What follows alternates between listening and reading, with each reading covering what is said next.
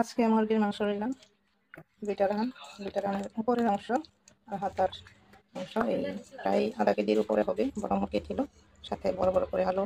তবে ভাবতেছি কিভাবে কি রান্না করবো, বুঝতেই পারতেছি না। দেখি কিভাবে কি রান্না করা যায়। এই তো দিয়ে দিলাম তেল, এটা দিয়ে দিলাম অল্প কটা জিরার গুঁড়া, না, নাম জিরা। এখন দিয়ে দিব শুকনো মরিচ,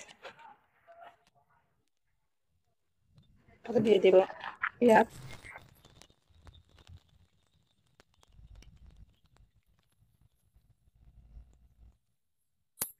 একবার ভাবছিলাম যে ভেজে রান্না করবো, তারপরে আবার ভাবনা চিন্তা কেমন হয়ে গেল।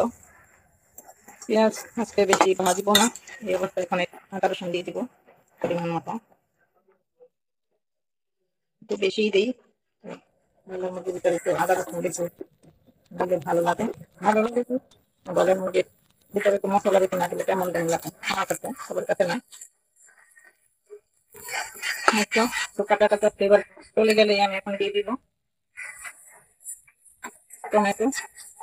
টমেটো দিব না, মুরগি আগে দিব বুঝতেছি না, টমেটোটা পরেই দিই, মুরগিটা আগে দিয়ে দিই। মুরগিটা ঢেলেই দিয়ে দিব,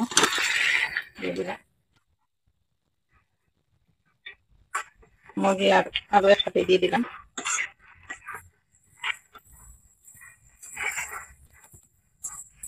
মুরগিগুলো বড় বড় দেখে আলুগুলো ইচ্ছে করে বড় বড় করতে দেখতে খেয়ে এখনো তো ভালো করে পুরান হয়নি আলু।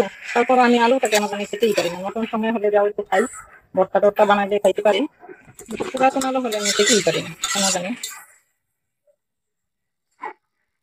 কষিয়ে তারপরে আমি এতে মশলা দিব। এখন দিয়ে দিব টমেটো, একটু বেশি করে দিই টমেটো।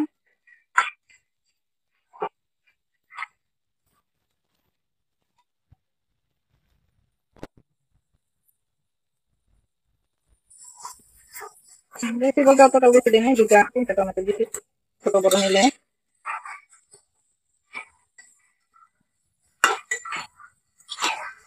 কালারটার উপরে ডিপেন্ড করবে, তাহলে দেখি তো কষায় দেখি, রান্না দিতে কষাই, তারপরে আমি হলুদ মরিচের গুঁড়া দিব। ঢাকনা উঠিয়ে চুলাটা একটু কমিয়ে দিয়েছি, নিচে দিয়ে লেগে দিতেছে, এই জন্য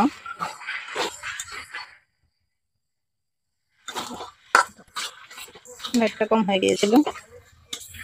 দেখি কালারটা যদি আর একটু সুন্দর আসে তাহলে আর হলুদের গুঁড়া দিব না। এখন আমি দিয়ে দিব গরম মশলার গুঁড়া, আর দিয়ে দিব একটু ধনিয়া গুঁড়া।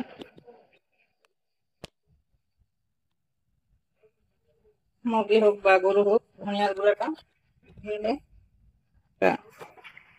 আলাদা একটা ফ্লেভার আছে। আমি সব তরকারিতে মোটামুটি খাই ধনিয়ার গুঁড়াটা।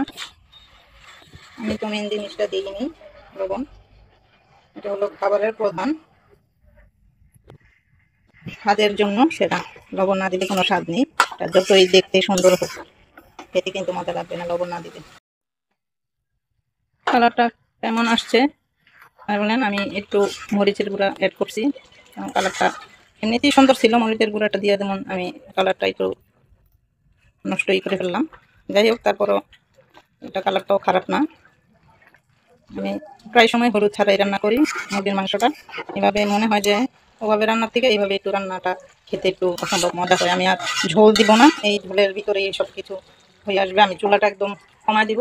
আমি কাঁচামরিচ দিয়ে দিতেছি 4টা 5টা, তো খালি করে দিছি। ঝালের ঝাল হবে, কালার মোটামুটি এটাই আছে যেমনই আছে দেখতেই পাচ্ছেন। তো আমি আবার ঢাকনা দিয়ে চুলাটা আরো কমাই দিয়ে তারপরে নামিয়ে নিব। তো হয়ে আসছে তরকারি। কেমন হলো আমার রান্নাটা অবশ্যই আপনারা বলবেন, তারপর আমি খেয়ে টেস্ট করে বলবো যে কেমন হয়েছে। তো সবাই ভালো থাকবেন, সুস্থ থাকবেন। আল্লাহ হাফেজ।